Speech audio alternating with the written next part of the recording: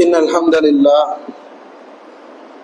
نعبده ونستعينه ونستغفره ونؤمن به ونتوكل عليه ونعوذ بالله من شرور أنفسنا ومن سيئات أعمالنا من يهدي الله فلا مضل له ومن يضلل فلا هادي له ونشهد أن لا إله إلا الله ونشهد أن محمدا عبده ورسوله أما بعد فقد قال الله تعالى في القرآن العظيم وفي الفرقان المجيد يا أيها الناس اتقوا ربكم الذي خلقكم من نفس واحدة وخلق منها زوجها وبث منهما رجالا كثيرا ونساء واتقوا الله الذي تساءلون به والأرحام إن الله كان عليكم رقيبا وقال في آية أخرى يا أيها الذين آمنوا اتقوا الله حق تقاته ولا تموتن إلا وأنتم مسلمون وقال أيضا يا أيها الذين آمنوا اتقوا الله وقولوا قولا سديدا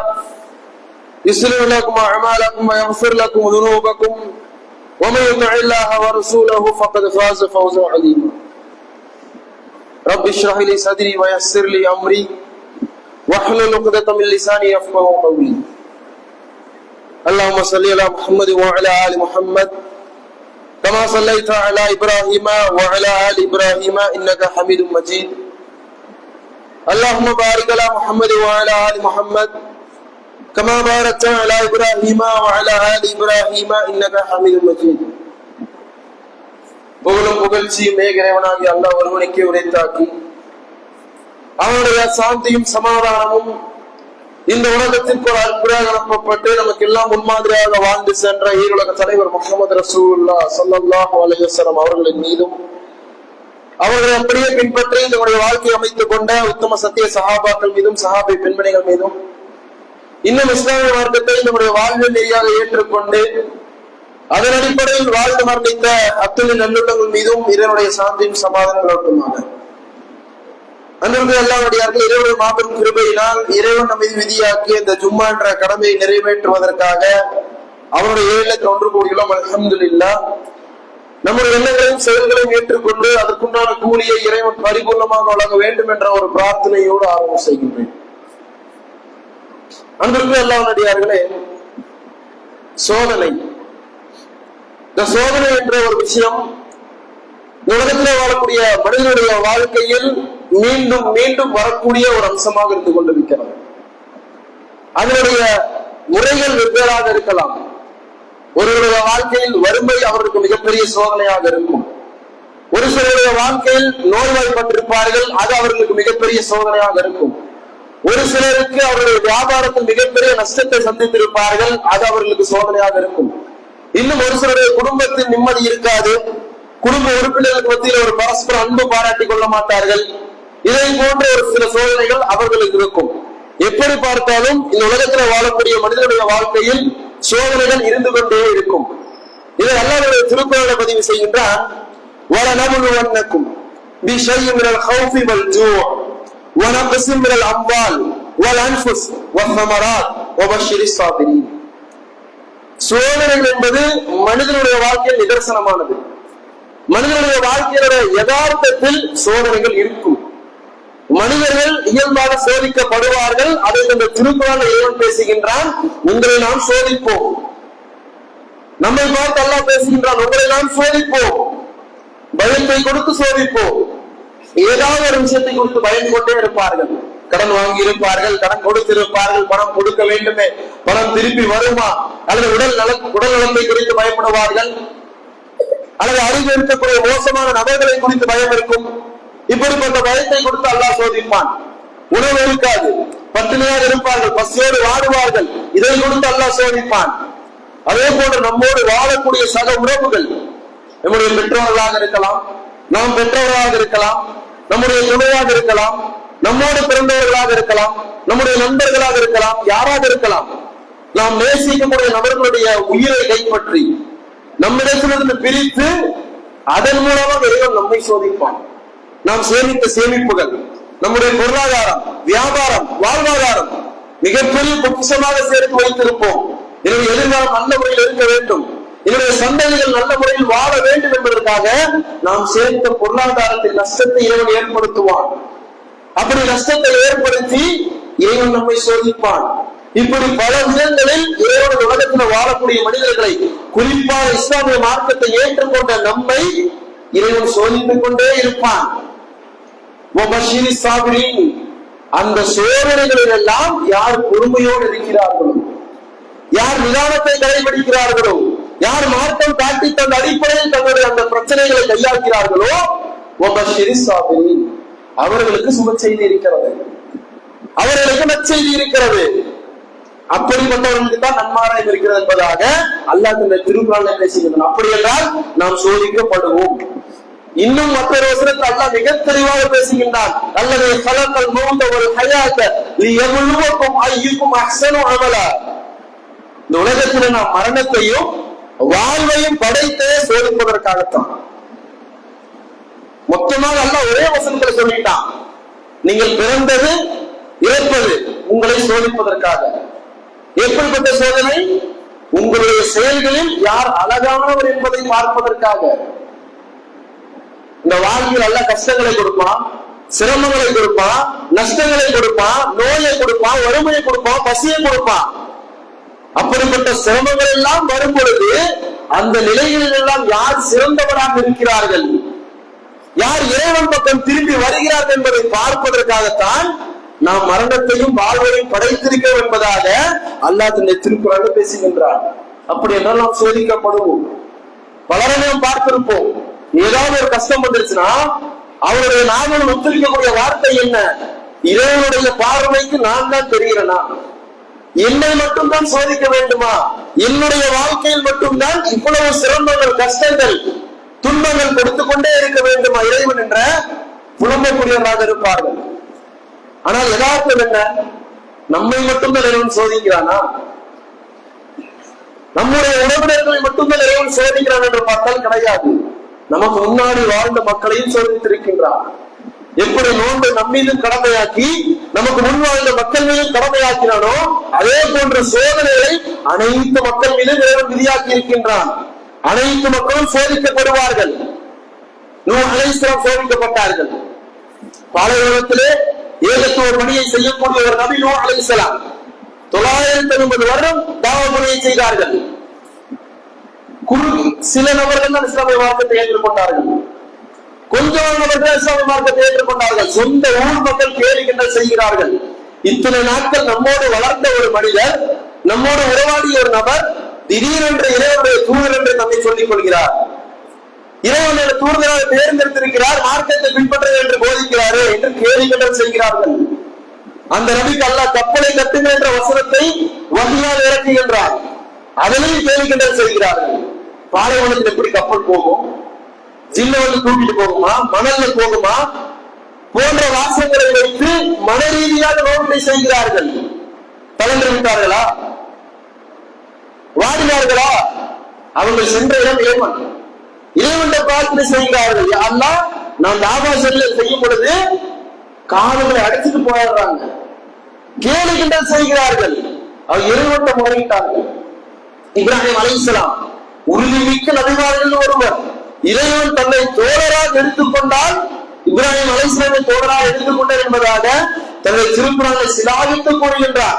அவர் ஒரு உம்மத்தாக வாழ்ந்திருக்கிறார் என்பதையெல்லாம் இறைவனுடைய வசனங்களின் மூலமாக நம்மோடு பேசுகின்றார். இவ்வளவு சிறப்புகளுக்கு சொந்தக்காரர் இப்ராஹிம் அலைஹிஸ்ஸலாம் அவர்கள். அவர் சோதிக்கப்பட்டிருக்கிறார். அவருக்கு ஏன் கஷ்டங்களை கொடுத்திருக்கின்றார். தன்னுடைய ஊர் மக்களால் நெருப்பு குண்டத்தில் தூக்கி போடப்படுகிறார். நெருப்பு குண்டத்தை ஏற்பாடு செய்து இப்ராஹிம் அலைஹிஸ்ஸலாம் அவர்களை கொன்றுவிட வேண்டும் என்பதற்காக இப்ராஹிம் அலைஹிஸ்ஸலாம் அவர்களை தூக்கி நெருப்புல போடுறாங்க. எவ்வளவு பெரிய சோதனை, எவ்வளவு பெரிய கஷ்டம். அந்த நெருப்பிலிருந்து அல்லாஹ் அவர்களை காப்பாற்றினார். அந்த நெருப்பிலிருந்து அல்லாஹ் அவர்களை காப்பாற்றினார். காரணம் என்ன? அவ்வளவு கஷ்டமான சூழ்நிலை வந்த பொழுதிலும் அவர் இறைவன் மீது முழு நம்பிக்கை வைத்திருந்தார். இறைவன் மீது வைத்திருந்த நம்பிக்கை எந்த விதமான குறைவாலும் ஏற்படவில்லை. அதன் காரணமாக அல்லாஹ் அந்த நெருப்பிலிருந்து அவரை காப்பாற்றினார். தன்னுடைய மகனை அறுக்க வேண்டும் என்ற கட்டளை அல்லாஹ் கொடுக்கின்றான். யாராவது முன் வருவார்களா? நம்முடைய காலகட்டத்திலே நாம் பெற்ற பிள்ளைகள் நாம் வளர்த்த பிள்ளைகளை கொண்டு போய் ஹாஸ்டல்ல விட்டுட்டு வரது யோசிப்போம். மார்க்க கல்வியை கற்றுக்கொள்வதாக இருக்கட்டும், உலக கல்வியை கற்றுக்கொள்வதாக இருக்கட்டும், எதுவாக இருக்கட்டும், நம்முடைய பிள்ளைகளை கொண்டு போய் ஹாஸ்டல்ல விட்டுட்டு வரது யோசிப்போம். எப்படி அந்த உணவு நல்லா இருக்குமோ இருக்காதோ, நல்லவர்கள் தூங்குவானோ இல்லையோ, கொசு கடிக்குமோ கடிக்காதோ, அவங்களோட செட் ஆகுமா செட் ஆகாதா, என்னுடைய மகன் என்னை விட்டு எப்படி பிரிந்திருப்பார், என்னுடைய மகன் எப்படி தனிமையில் அங்கு சென்றிருப்பார் எங்களை விட்டு என்று பெற்றோர்கள் யோசிப்பார்கள். ஆனால் இப்ராஹிம் அலைஹிஸ்ஸலாமுக்கு அல்லாஹ் என்ன வகையை கொடுத்தான்? உங்களுடைய மகனை அறுக்க வேண்டும் என்பதாக அவருடைய கனவுல காண்கிறார். பின்வாங்கினாரா? முடியாது என்று வருத்தாரா? தயங்கினாரா? நேரா அவருடைய பையன் போறாங்க, நேரா அவருடைய மகன்கிட்ட போறாங்க. மகன்கிட்ட போய் பேசுறாங்க. என்னுடைய கனவுல உம்மை அறுப்பதாக நான் கனவு கண்டேன். என்ன சொல்றீங்க நீங்க? எந்த தந்தையாவது பிள்ளை இடத்துல சென்று சொல்வார்களா? உன்னை நான் அறுக்கிறதா கனவு கண்டிருக்க வகை அல்லாஹ் கொடுத்திருக்கான், என்ன செய்யணும்? எந்த பிள்ளைக்காவது கனவு போய் கேட்பாரா? இப்ராஹிம் அலைஹிஸ்ஸலாம் போனாங்க. அவருக்கு சோதனையாக கொடுக்கப்பட்டது, அதை வென்றெடுத்தார். அவர் அப்படி கொடுக்கப்பட்ட சோதனையை அவர் வென்றார். இப்படிப்பட்ட சோதனையை கடந்ததன் காரணமாகத்தான் அல்லாஹ் அவரை தன்னுடைய நண்பராக தேர்ந்தெடுத்தார், உண்மைக்காக வாழ்ந்தார். இந்த சிறப்புகள் எல்லாம் தன்னுடைய திருக்குறளின் மூலமாக உலகம் அழியும் காலம் வரை மக்கள் தெரிந்து கொள்ள வேண்டும் என்று திருக்குறளை கூறியிருக்கின்றார். ஏன் அல்லாஹ்வின் தூதர் சோதிக்கப்படவில்லையா? அவருக்கு சிரமங்கள் கொடுக்கப்படவில்லையா? தாயிஃபுடைய நகரத்தில் அடி வாங்கினார்கள். உலகத்திற்கு அருட்படையாக உங்களை நாம் அனுப்பியிருக்கிறோம் என்பதாக அல்லாஹ் தன்னுடைய திருக்குறளிலே அல்லாஹ்வின் தூதரை குறித்து பேசுகின்றார். அப்படிப்பட்ட அருட்படையுடைய ரத்தம் தாயிஃபில் சிந்தப்பட்டது, உஹதுடைய போர்க்களத்தில் பற்கள் உடைக்கப்பட்டது. அவருக்கு சோதனை இல்லையா? கடந்து வந்தாரா இல்லையா? தாண்டினாரா இல்லையா சோதனை? சஹாபாக்கள் அல்லாஹ்வின் தூதருடைய கல்வியை நேரடியாக அல்லாஹ்வின் தூதரிடத்திலிருந்து கற்றுக்கொண்டவர்கள், அல்லாஹ்வின் தூதருக்கு அடுத்தபடியாக இந்த உலகத்தில் வாழ்ந்த மிக சிறந்த ஒரு கூட்டம் என்று அல்லாஹ்வின் தூதரால் சான்று பற்றப்பட்ட ஒரு உம்மத், ஒரு கூட்டம் சஹாபாக்கள் சோதனைகளை சந்திக்கவில்லையா? சந்தித்தார்கள். பத்ருடைய போர்க்களம், பொருட்களை அபகரிப்பதற்காக சென்றார்கள், வியாபார பொருட்களை பதிப்பதற்காக சென்றார்கள். விளைவு போர்க்களத்தில் சென்று முடிந்தது. குறைஷிகள் 1000 நபர்கள் வருகிறார்கள். பல ஒட்டகங்கள், பல குதிரைகள், பல வாள்கள், பல கவசாடைகளோடு மிகப்பெரிய படையை திரட்டிக் கொண்டு போர்க்களத்தில் வந்து கொண்டிருக்கிறார்கள். இஸ்லாமியத்தில் இருப்பது 313, 314 அல்லது 315 அவ்வளவுதான். ஒரு சில ஒட்டகங்கள், ஒரு சில குதிரைகள், ஒரு சில கவசாடைகள், சரியான ஆயுதங்கள் கூட கிடையாது. அவங்களுக்கு எதிர்த்து நின்றார்களா இல்லையா? அல்லாஹ் அவர்கள் கொடுத்த சோதனை எதிர்த்து நின்றார்களா இல்லையா? போர்க்களத்தில் சென்று போராடினார்கள், மார்க்கத்திற்காக போராடினார்கள். அல்லாஹ் அந்த போர்க்களத்தில் அவர்கள் வெற்றியை கொடுத்தார். உஹதுடைய போர்க்களம், இஸ்லாமியர்களுக்கு சேதம் அதிகம். ஒரு இடத்துல சென்று ஓய்வெடுக்கிறார்கள். ஒரு கூட்டம் வந்து சொல்கிறது, அந்த படை மீண்டும் படை திரண்டு விட்டார்கள், உங்களை அழிப்பதற்காக மீண்டும் வந்து கொண்டிருக்கிறார்கள், பயந்து கொள்ளுங்கள், பயந்து கொள்ளுங்கள்.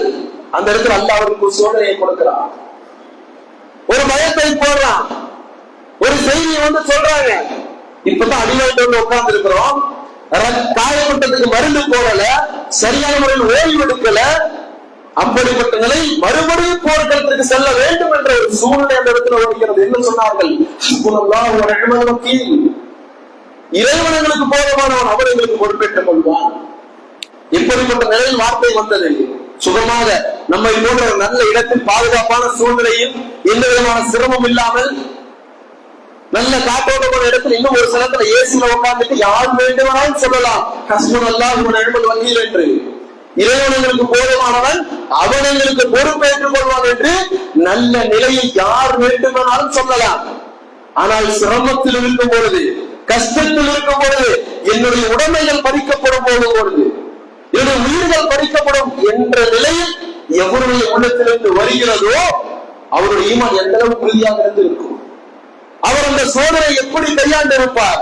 இப்படிப்பட்ட வரலாறுகளுக்கு சொந்தக்காரர்கள் நாம், இப்படிப்பட்ட சரித்திரத்திற்கு சொந்தக்காரர்கள் நாம். நம்மை மட்டும் எல்லாம் சேர்க்காமல் விட்டு விடுவானா?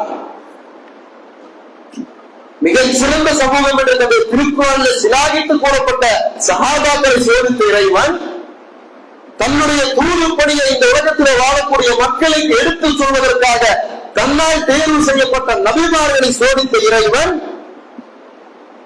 நன்மையை மட்டும் செய்த மனிதர்களை சோதித்த இறைவன் நம்மை சோதிக்காமல் விட்டு விடுவானா? நமக்கு சிரமங்களை கொடுக்காமல் விட்டு விடுவானா? நிச்சயமாக கஷ்டங்களை கொடுப்பான்.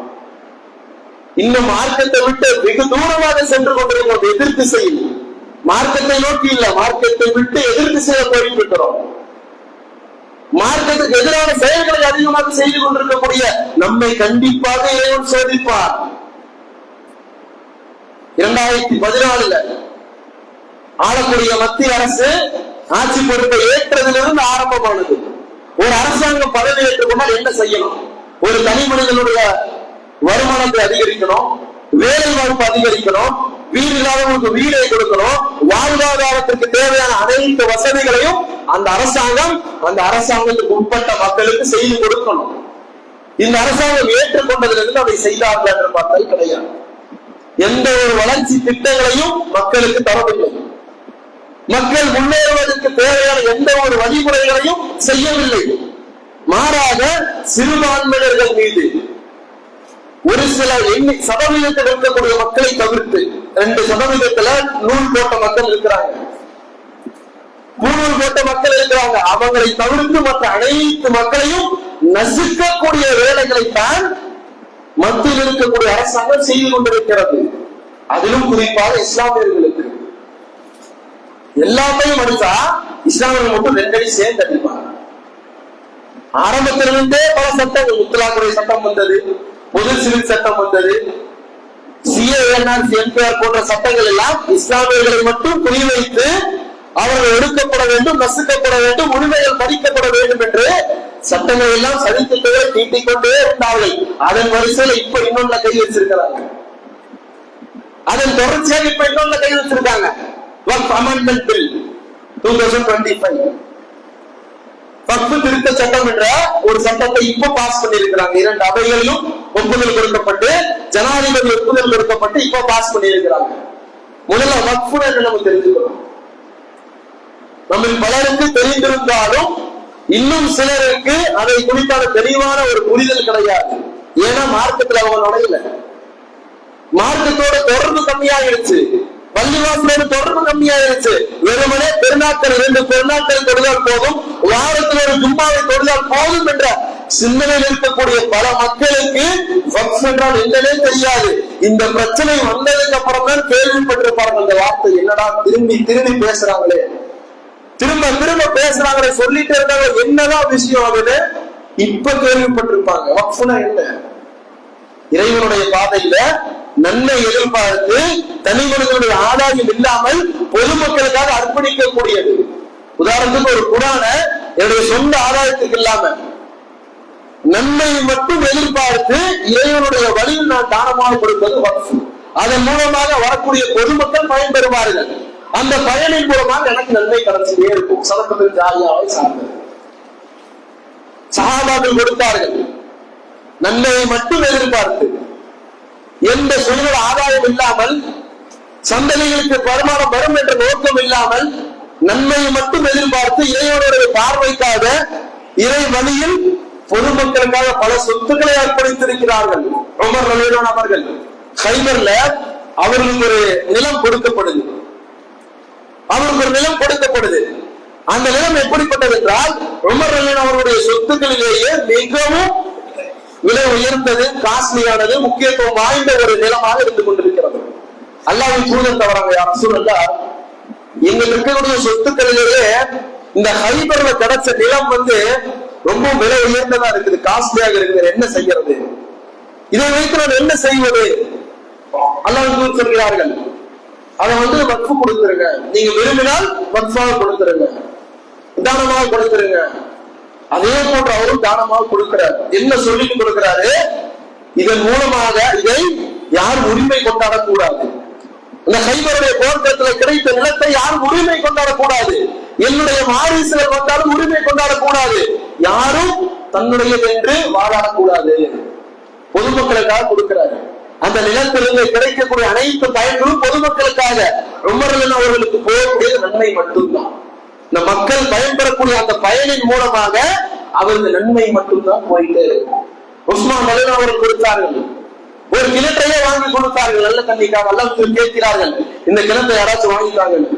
உஸ்மான் ரலியல்லாஹு வராங்க, வந்து அந்த கிணத்தை முழுவதுமாக வாங்கி, யூதர்கள் அந்த கிணத்தை வாங்கி, நல்ல தண்ணீர் கிடைக்கக்கூடிய அந்த கிணற்றை வாங்கி பொதுமக்களுக்காக அர்ப்பணம் செய்கிறார்கள். தல்ஹா ரலியல்லாஹு அவர்கள், திருக்குர்ஆன்ல ஒரு வசனம் நடக்கப்படுகிறது, பிடிச்சமானதை தான தர்மமா கொடுக்கணும். நேரம் அல்லாஹ் தூதர்கிட்ட வராங்க, யா ரசூலுல்லாஹ், என்னுடைய தோட்டம் இருக்குது வைபவம், எனக்கு ரொம்ப பிடிச்சமான ஒரு தோட்டம், நான் ரொம்ப நேசிக்கிறேன், அதை நான் தானமாக கொடுக்கிறேன். யாராவது கொடுப்போமா? பிடித்த ஒரு பொருளை மற்றவர்களுக்கு யாராவது கொடுப்போமா? கழிச்ச பொருளை தான் கொடுப்போம். தானமாக கொடுக்கக்கூடிய ஆடையாக இருக்கலாம், கழித்தது நான் போட்டது எனக்கு தேவையில்லை, என்னுடைய சைஸ் பத்தல, கலர் பிடிக்கல, கிழிஞ்சு போச்சு, இந்த அடிப்படையில் தான் நாம் பொருட்களை தானமாக கொடுப்போம். ஆனால் சஹாபாக்கள் எப்படி கொடுத்தாங்க? எனக்கு மிகவும் பிடித்தது அந்த சொத்து, அந்த தோட்டம் என்னுடைய நேசத்துக்குரியது, அதிகமாக நான் அந்த தோட்டத்தை நேசிக்கிறேன், அதனால அந்த தோட்டத்தை தானமாக கொடுக்கிறேன், அதன் மூலமாக இஸ்லாமியர்கள் பயன்பெறட்டும், அந்த நன்மை மட்டும் எனக்கு போதும் என்ற அடிப்படையில் அந்த தோட்டத்தை தானமாக கொடுத்தார். இப்படி வருங்காலத்தில் வந்தவர்கள், அதற்கு அடுத்த காலகட்டத்தில் வந்தவர்கள் மார்க்கத்திற்காக இறை வழியில் பல சொத்துக்களை தானமாக கொடுத்திருக்கிறார்கள். இந்தியாவில் பல சொத்துக்கள் கொடுக்கப்பட்டிருக்கிறது. பல கோடி, பல லட்சம் கோடி மதிப்பிலான சொத்துக்கள் வக்ஃபு சொந்தமாக இருந்து கொண்டிருக்கிறது. மார்க்க பணிக்காக கொடுக்கப்பட்டது. உத்தரப்பிரதேசத்தில் அதிகமாக இருக்கு, முதல் இடத்துல உத்தரப்பிரதேசம் இருக்குது. இன்னும் சொல்லணும்னா இந்தியாவில் அதிகமான சொத்துக்கள் வைத்திருக்கக்கூடிய ஒரு சில விஷயங்கள் தான். மிலிட்டரி இருக்கு, ஆர்மி இருக்குது, ரயில்வே இருக்குது, அடுத்தது வக்ஃபு. இந்த மாதிரி நிலையில மட்டும்தான் அதிகமான சொத்துக்கள் இருக்கிறது. இப்ப இந்த அரசாங்கம் என்ன பண்ணிடுச்சுன்னா, இந்த சொத்துக்களை நம்ம கையில் எடுக்கணும்,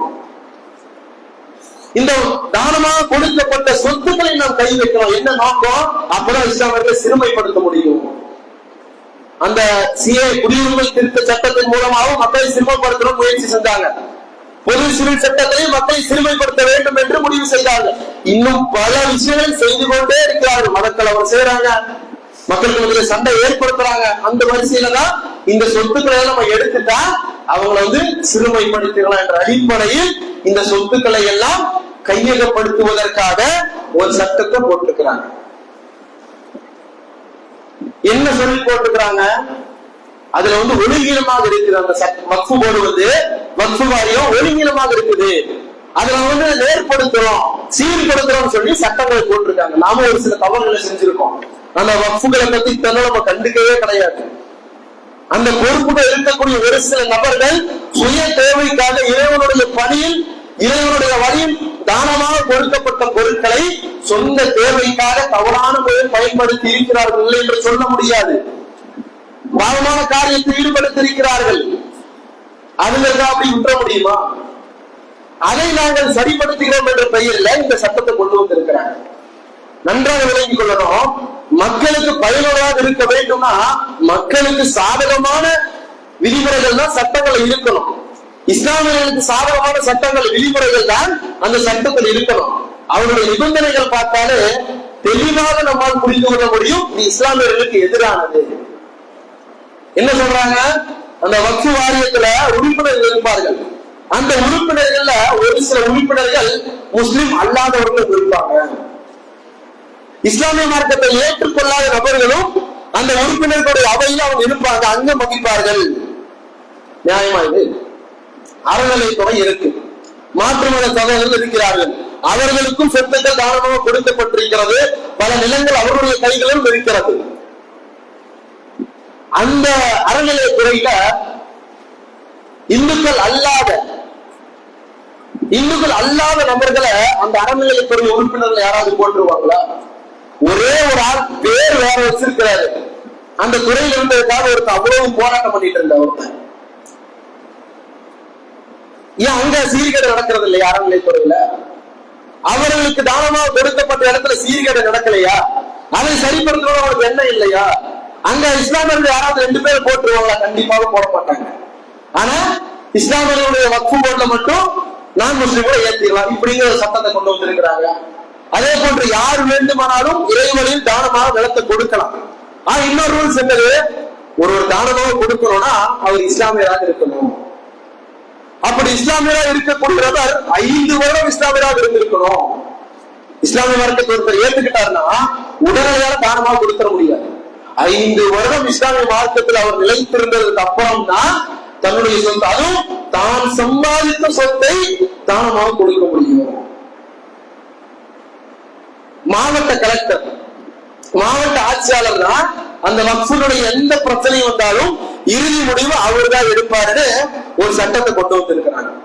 இது எப்படி பார்த்தாலும், எந்த கோணத்திலிருந்து பார்த்தாலும் இஸ்லாமியர்களுக்கு எதிராகத்தான் இருந்து கொண்டிருக்கிறது.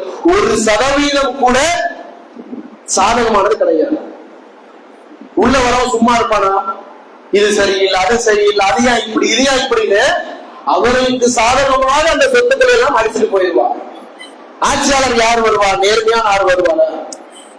அவர் நியமிக்கக்கூடிய ஆள் நேர்மையாளராக இருப்பாரா? கண்டிப்பாக அந்த அரசாங்கத்திற்கு சாதகமாக செயல்படக்கூடிய ஒரு நபரை தான் பொறுப்பாளராக போடுவாங்க. தலையிலிருந்து வால் வரைக்கும் அப்படித்தான் போட்டு வச்சிருக்காங்க. இங்க மட்டும் நல்ல முறையா போட போறாங்க, இங்க அப்படித்தான் போடுவாங்க. ஆக எப்படி பார்த்தாலும் இவர்கள் கொண்டு வந்த இந்த சட்டம் என்பது இஸ்லாமியர்களுக்கு எதிரானதுதான். இஸ்லாமியர்களை ஒடுக்க வேண்டும் என்பதற்காகத்தான் இந்த சட்டங்களை எல்லாம் கொண்டு வந்திருக்கிறார்கள். அந்த சட்டங்களை எல்லாம் நாம் தெரிந்து கொள்ள வேண்டும். இன்னும் நம்ம தூங்கிட்டு இருந்தா நம்மளை ஏறி இருந்து போயிட்டே இருப்பாங்க. இன்னும் பலர் இருக்கிறாங்க, எனக்கு அதுக்கு சம்பந்தமே இல்லை என்று நடுநிலைவாதிகள் என்று பேசிக்கொண்டு இந்திய அரசாங்கம் எதை செய்தாலும் நல்லதற்காகத்தான் என்று சிலர் பேசிட்டு சுத்திட்டு இருக்கிறாங்க. அவங்களுக்கு அந்த அறிவு கொடுக்கணும். சுற்றி இருக்கக்கூடிய நாம் அவர்கள் தெளிவுபடுத்தணும். இந்த அரசாங்கம் இஸ்லாமியர்களுக்கு எந்த விதமான சாதகங்களையும் செய்யவே செய்யாது. இஸ்லாமியர்களை அழிக்க வேண்டும் என்றுதான் செய்வார்கள். இஸ்லாமிய மார்க்கம் என்று மக்களால் பின்பற்ற ஆரம்பித்ததோ அன்று முதல் உலகம் அழியும் காலம் வரை இஸ்லாமியர்கள் ஒடுக்க வேண்டும் என்ற கூட்டம் செயல்பட்டுக் கொண்டே இருப்பார்கள். இது போன்ற சட்டங்கள் இன்னும் வரும். இதோடு நிப்பாட்ட மாட்டாங்க, போராடுறான்னு சொல்லி நிப்பாட்ட மாட்டாங்க, இன்னும் செஞ்சுட்டே இருப்பாங்க. அதை குறித்தெல்லாம் தெரிந்து கொண்டு நமக்கு மத்தியில வாழக்கூடிய மக்களுக்கு எடுத்து சொல்லி விழிப்புணர்ச்சி ஏற்படுத்தக்கூடியவராக நாம் இருக்க வேண்டும் என்று உங்களுக்கும் எனக்கும் உபதேசம் செய்தவனாக எனது முதல் உரை நிறைவு செய்கின்றேன். ரப்பனா ஆத்தினா ஃபித் துன்யா ஹஸனத்தன் வ ஃபில் ஆখিরাতি ஹஸனத்தன் வ கினா அஸாபன்னார்.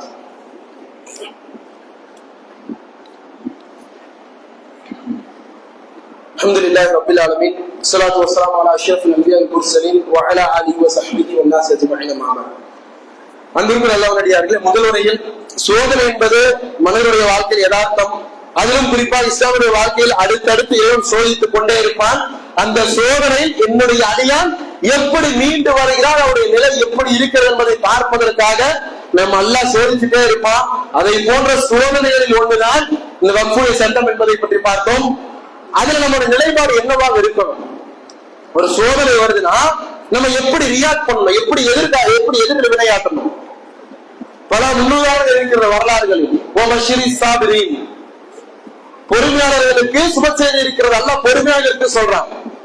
அவர்களுக்கு சோதனை ஏற்பட்டால் அவர்கள் பொறுமையாக இருக்கட்டும் சொல்லி அல்லாஹ் திருக்குறான்ல சொல்றான். பொறுமையாக இருக்கணும், பொறுமையாக இருக்கணும். உதவி உடன்படிக்கை முன்னுதாரணமாக இருக்கிறது. அவங்க எழுதுறாங்க, விதிமுறைகள் எழுதுறாங்க, இஸ்லாமிற்கு எதிராக தான் எழுதுறாங்க. நீங்க நபியே இல்ல, நபியில் போராதீங்கன்னு சொல்லி அந்த சட்டங்களை எல்லாம் எழுதுறாங்க. அந்த நேரத்தில் அல்லாஹ்வுக்கு ஒரு பொறுமையாக இருந்தாங்க. அந்த நேரத்தில் அல்லாஹ்வுக்கு ஒரு பொறுமையாக இருந்தார்கள். காரணம், அந்த பொறுமையின் மூலமாக வருங்காலில் மிகப்பெரிய சாதகங்கள் தான் ஏற்பட்டது மார்க்கத்திற்கு. அந்த பொறுமையின் மூலமாக மிகப்பெரிய சாதகங்கள் தான் ஏற்பட்டது. இதே போன்ற அல்லாஹ்வின் தூதர் தன்னுடைய வாழ்நாளில் அநேகமான இடங்களில் பொறுமையாக இருந்திருக்கிறார்கள். தாயிஃபுடைய நகரத்துல ரத்தம் சிந்தப்படுகிறது.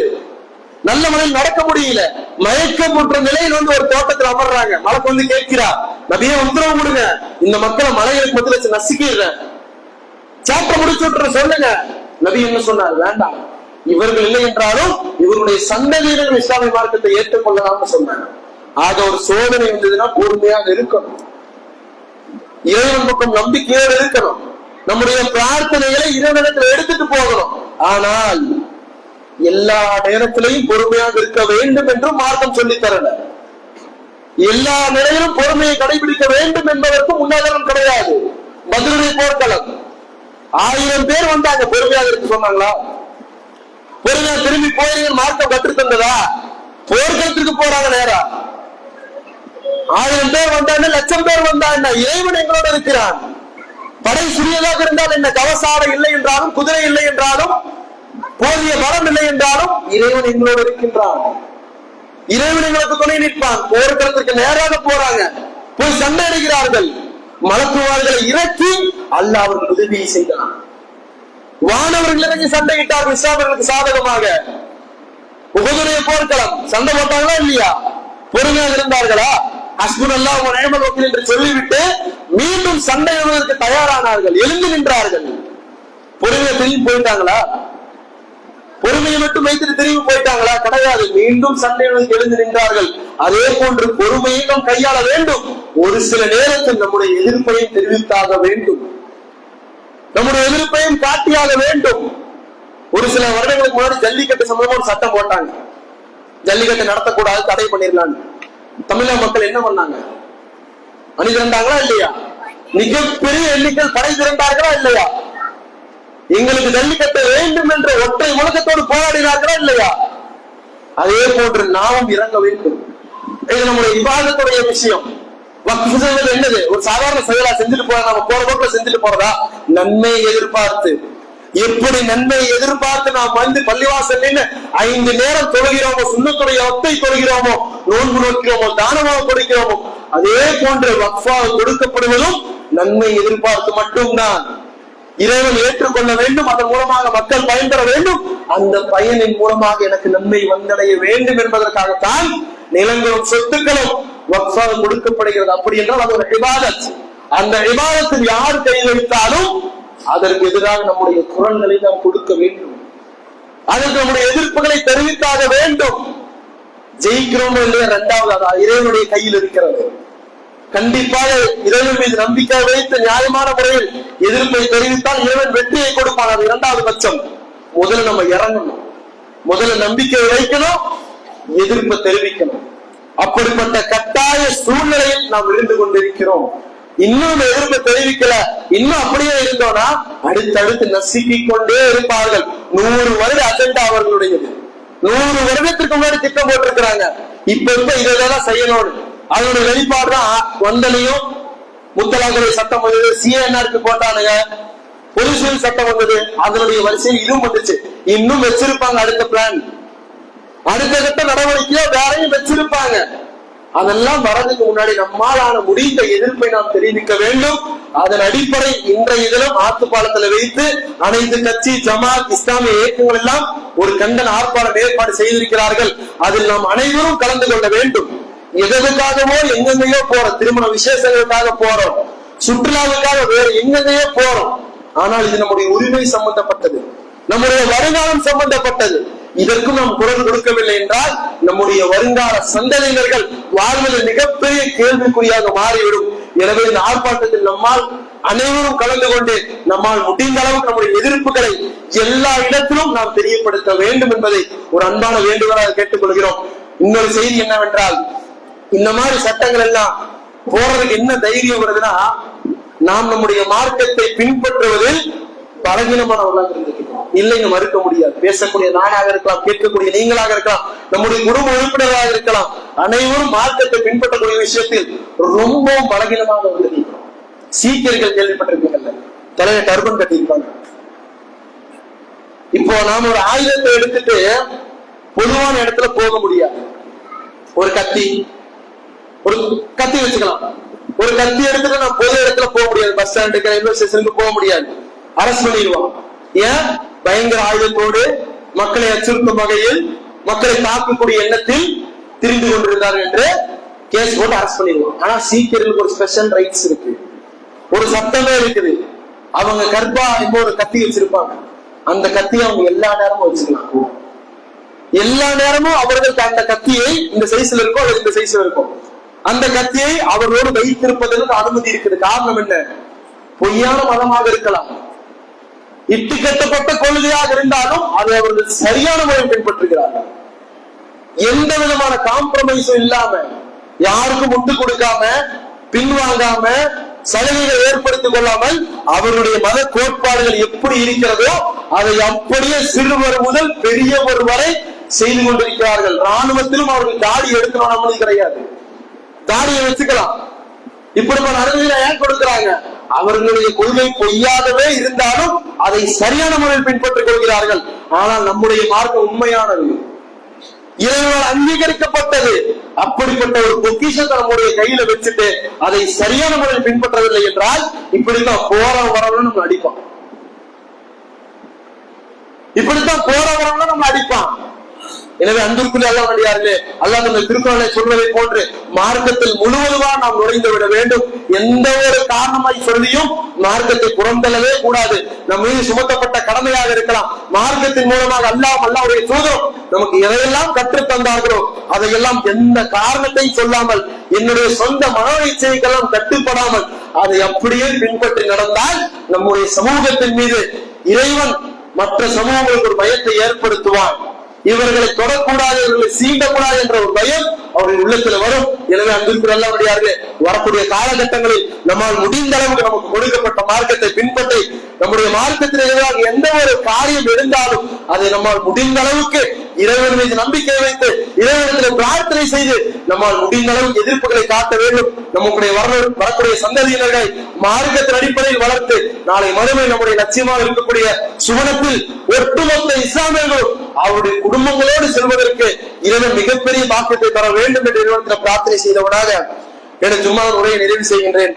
هذا ما عندي والعلم عند الله وآخر دعوانا الحمد لله رب العالمين. السلام عليكم ورحمة الله وبركاته.